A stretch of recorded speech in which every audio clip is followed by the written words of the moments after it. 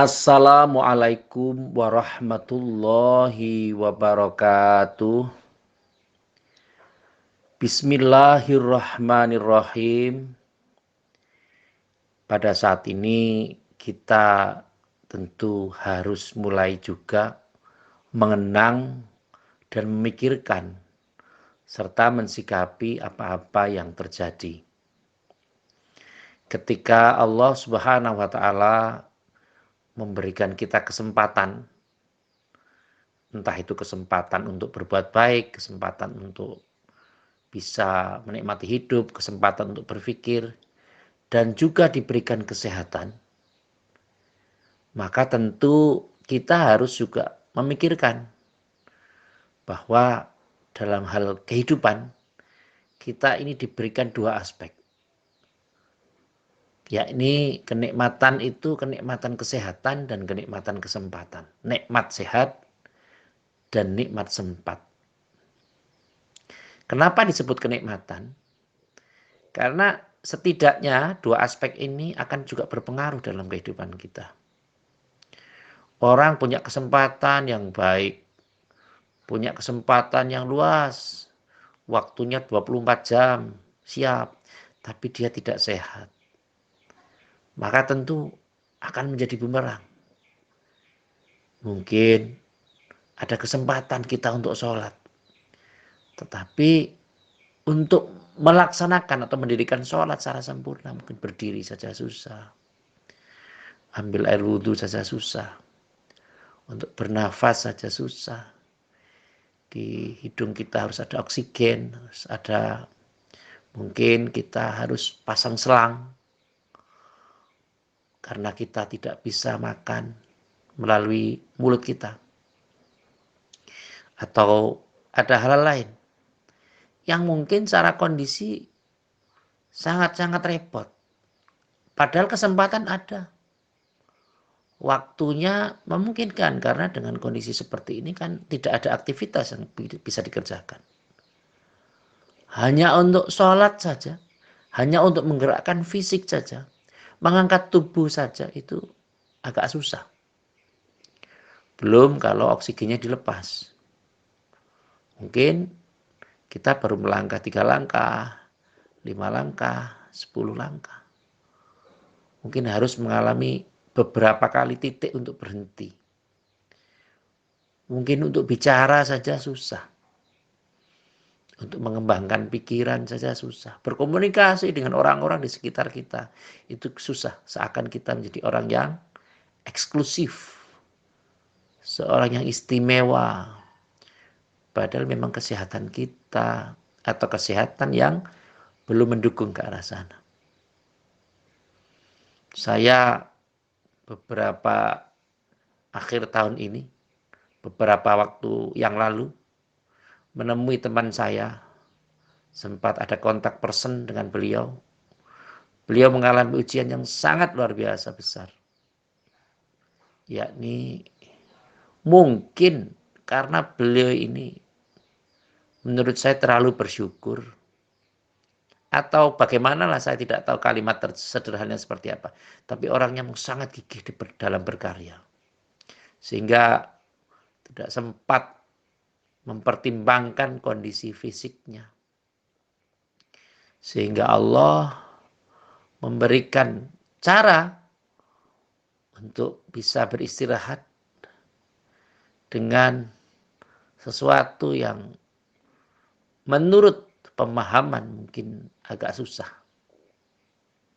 Yakni dengan empedu yang rusak, usus yang lengket, kemudian ada beberapa hal lain yang dialami.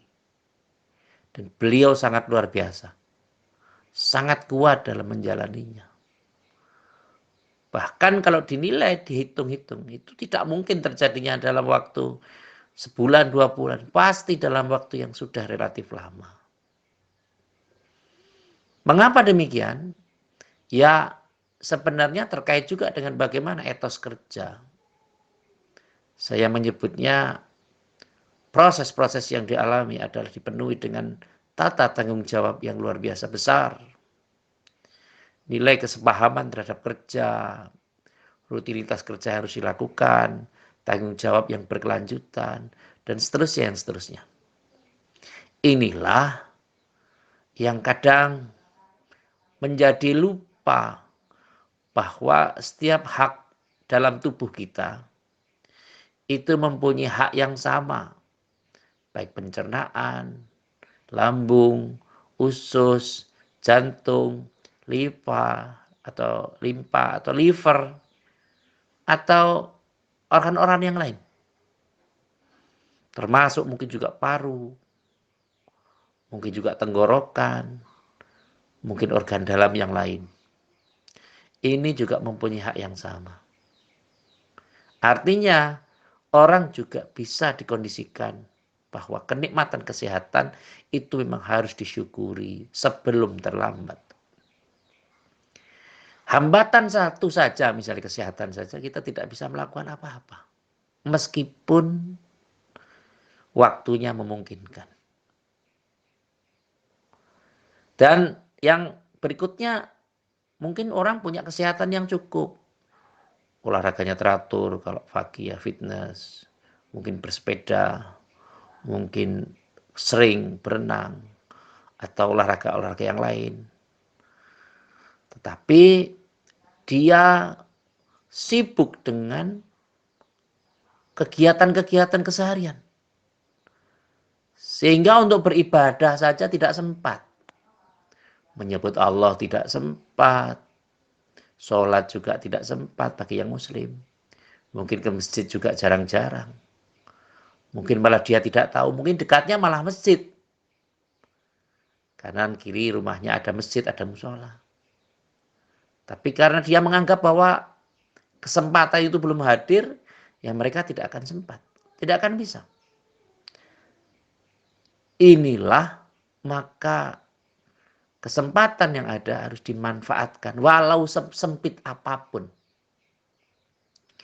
Walau dalam kondisi seperti apa, ketika kita masih diberikan kesehatan dan kesempatan, maka harus diikhtiari. Saya sedikit flashback.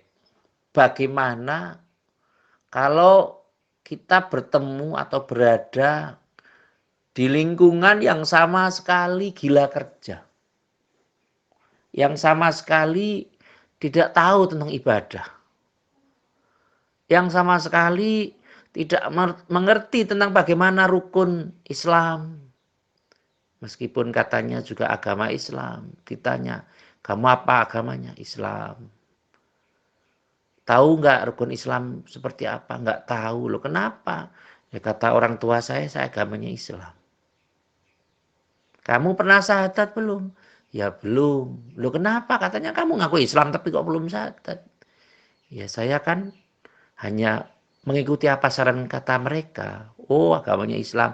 Ya umumnya jawabnya Islam, ya saya Islam saja. Na'udzubillah min dzalik. Kalau sudah seperti itu, ngalamat akan mengalami proses-proses yang rugi. Dhahiran wa batinan. Itu dalam kapasitas dangkal. Kita memahami. Ngakunya Islam, tapi rukun Islam saja tidak mengerti. Ngakunya iman, tapi rukun iman kita nggak tahu. Kamu tahu rukun iman? Saya tidak tahu. Ya tahu, saya tahunya pokoknya beriman itu ya percaya sajalah. Itu sudah lebih baik, sudah ada pengetahuan berarti. Tapi yang paling penting sekarang, bagaimana kita mensikapi itu? Sampai kayaknya di sekitarnya ada masjid, tapi tidak ada azan. Apakah bisa terjadi? Sangat mungkin terjadi. Di daerah perkotaan, yang orangnya pekerjaannya sangat sibuk, dia hanya membangun masjid dengan kapasitas yang besar, tapi sepi penghuni. Mungkin sudah AC, mungkin fasilitasnya sudah wifi, mungkin fasilitasnya sudah ya macam-macam. Ada kulkas, ada macam-macam. Bahkan ada kompor. Bahkan masjid itu bisa berlaku seperti rumah-rumah person. Jadi ada kompor, ada AC. Mungkin ada tempat apalah, ada tempat parkir, ada tempat perpustakaan dan seterusnya. Tapi karena saking sibuknya, mereka hanya mengkondisikan masjid sebagaimana perpustakaan, sebagaimana kantor, sebagaimana pos kamling. Sehingga masjid itu sepi. Sepi dari apa? Sepi dari ibadah. Orang di sana hanya menepati kondisi rutinitas yang ada. Oh, ini mumpung nggak sibuk, saya ke masjid. Ini mumpung ada waktu, saya ke masjid. Di masjid juga tidak pernah dibacakan Al-Quran. Bahkan ironisnya, orang yang di dalam masjid itu sendiri, mungkin juga termasuk saya yang bicara ini, tidak bisa membaca Al-Quran. Naudzubillah. Katanya Islam, tapi jauh dari Al-Quran. Katanya Islam, tapi jauh dari apa dikatakan sebagai kata mengerti tentang Al-Quran. Apalagi hadis. Apalagi referensi-referensi kitab yang lain. Tentu jangkauan kita tidak hanya itu. Tetapi bagaimana supaya generasi seperti ini tidak terjadi dalam kehidupan orang-orang yang hidup setelah kita. Caranya bagaimana? Menciptakan momentum yang sederhana. Anak dimengertikan tentang, oh ini kamu beragama Islam. Saya syahadatkan dulu ya. Mestinya orang tua begitu. Jangan pasrah kepada guru ngajinya, tapi yang bisa mensyahadatkan. Nantinya, isyhadu bi anni muslimin, yang mengerti tentang bagaimana agamanya. Jangan sampai orang lain. Tapi kita, jangan sampai ketika ditanya, Mas, kamu punya anak? Ya, berapa anakmu? 10. Agamanya apa? Katanya si Islam. Lu sudah pernah syahadat belum? Sudah saya serahkan kepada guru ngajinya. Na'udzubillah. Kita punya aktivitas. Kita punya kondisi. Mestinya anak kita yang mensyahadatkan kita. Baik anak laki-laki maupun perempuan. Kalau laki-laki kapan waktunya? Ketika mereka mau dihitankan. Maka syahadat. Atau sudah balik. Perempuan juga sama. Kita bimbing untuk syahadat. Asyhadu an la ilaha illallah wa asyhadu anna Muhammadar Rasulullah. Penting artinya syahadat ini. Karena ketika orang tua ditanya, agamamu apa? Islam. Anakmu? Islam. Apakah kamu pernah mengerti anakmu syahadat? Sudah. Kapan? Waktu sekian-sekian. Siapa yang mensyahadatkan? Saya sendiri. Kebanggaan orang tua terhadap anak itu menjadi komplit. Sehingga sekarang ini anak tidak perlu dibebani dengan hal-hal yang berat. Tidak perlu, wah ini fikih begini, wah ini harus buku begini. Tidak perlu. Karena apa? Apa yang ada pada kita, cerminan hidupnya adalah mungkin akan tercermin dalam kehidupan. Dalam kehidupan sehari-hari. Dan anak kita perlu memahami itu. Kalau kita tidak tahu tentang Al-Quran, ya kita tidak usah berandai-andai anak kita mengerti tentang Al-Quran. Dan yang paling penting tidak usah menjadi orang tua yang keras dalam mendidik, tetapi telat, lemot dalam aplikasi. Anak dikejar-kejar, ini saya harus hafal 1 juz, hafal 2 juz, hafal 3 juz. Ternyata orang tuanya tidak pernah mengaji sama sekali. Sehingga menanamkan suatu pendidikan yang keras. Menanamkan aturan-aturan yang sebenarnya mereka juga tidak mengerti. Orang tuanya itu juga tidak mengerti.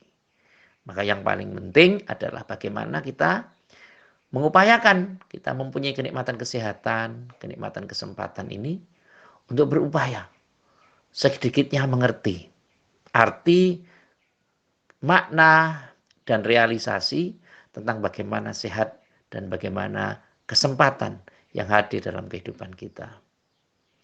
Orang-orang yang di desa, yang setiap hari bekerja di sawah, di Tegal, di tempat-tempat pertanian itu, dia mungkin akan sangat berbahagia. Dahar di galengan sawah gitu. Kemudian mungkin lawangnya hanya teri. Hanya dengan daging apa gitu. Ikan yang ya ikan kering lah. Atau apa saja. Mungkin dengan tahu. Atau tempe atau apa saja. Sederhana. Tapi karena mereka sehat, mereka bisa gelegen. Alhamdulillah.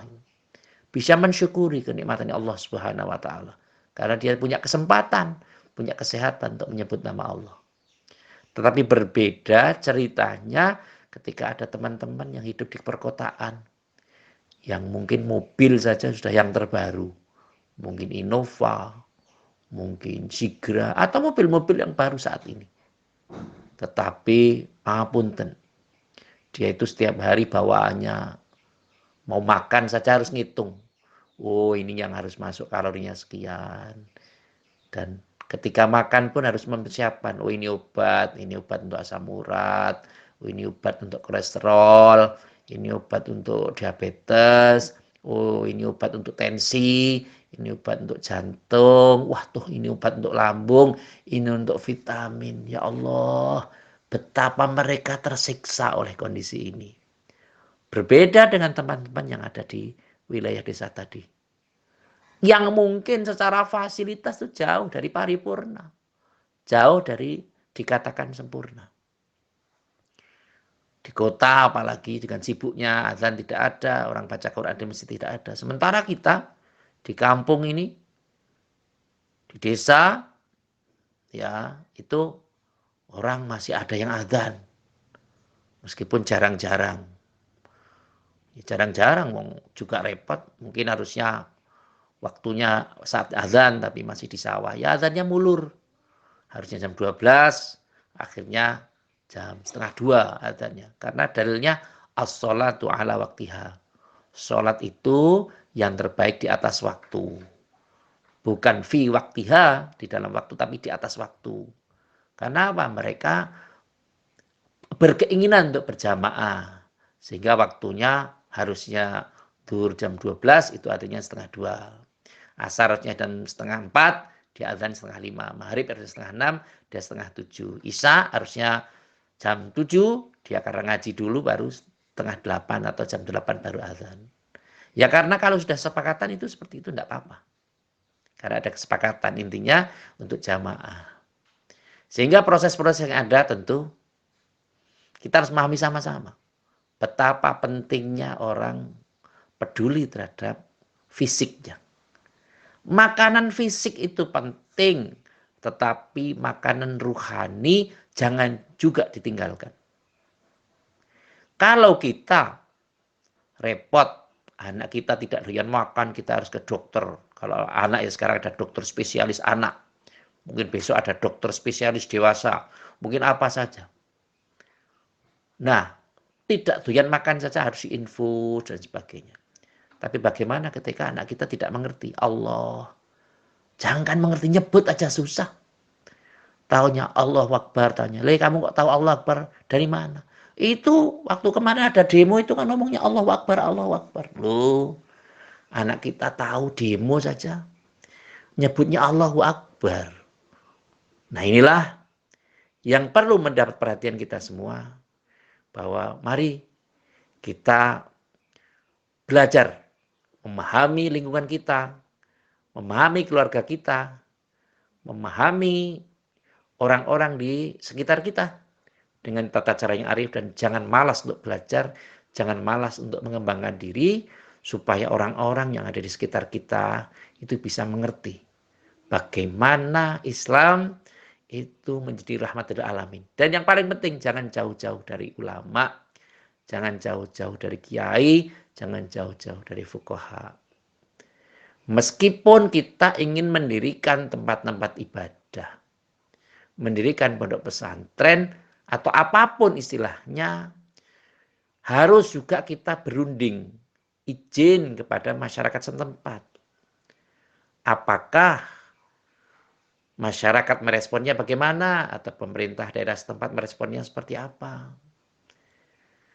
Jangan sampai pondok pesantren atau yang sudah kita rintis ternyata guru-gurunya afiliasi dengan organisasi yang pemerintah tidak rekomendasikan. Sehingga ini menjadi kerugian, baik sudah materi ya rugi, sebuah kondisi juga rugi. Dan masyarakat sekitarnya juga tentu akan ada penolakan-penolakan. Karena memang tidak ada diskusi terlebih dahulu. Dan yang paling penting, Mari kita harus bermusyawarah bagaimana untuk mencerdaskan diri kita, mencerdaskan keluarga kita, dan mencerdaskan lingkungan sekitar kita dengan cara-cara ilmu dan amal yang baik, serta yang penting berakhlak mulia. Yang terakhir seperti biasa, mari kita doakan terhadap teman-teman kita yang sakit, saudara-saudara kita yang sedang mencari ma'isyah di luar negeri, atau di dalam negeri, atau di mana saja yang bisa menyimak acara ini. Para netizen semua yang setiap hari bergelut di dunia IT, mudah-mudahan masih menyempatkan waktu barang saat untuk santapan rohani, sehingga Allah berikan kemudahan-kemudahan atas kehidupan kita, dan ketika ada kesulitan maka Allah akan berikan sesuatu jalan keluar yang kita tidak sangka, sehingga Allah memberikan yang terbaik dalam kehidupan kita dari waktu ke waktu. Amin, Allahumma amin. Terima kasih kepada semua pihak yang telah membantu terselenggaranya acara ini. Semoga siapapun yang berpartisipasi, baik langsung, tidak langsung, baik kita ketahui secara terkoordinasi ataupun tidak terkoordinasi, mudah-mudahan Allah Subhanahu wa taala memberikan balasan yang setimpal dan berlipat-lipat, serta dimudahkan atas urusan-urusan yang baik. Semoga perbuatan-perbuatan ini termasuk sesuatu yang diridhai oleh Allah Subhanahu wa taala. Amin, Allahumma amin. Terima kasih atas segala perhatian dan mohon maaf atas segala kekurangan. Saya akhiri, wallahul muwafiq ila aqwamit thoriq. Wassalamualaikum warahmatullahi wabarakatuh.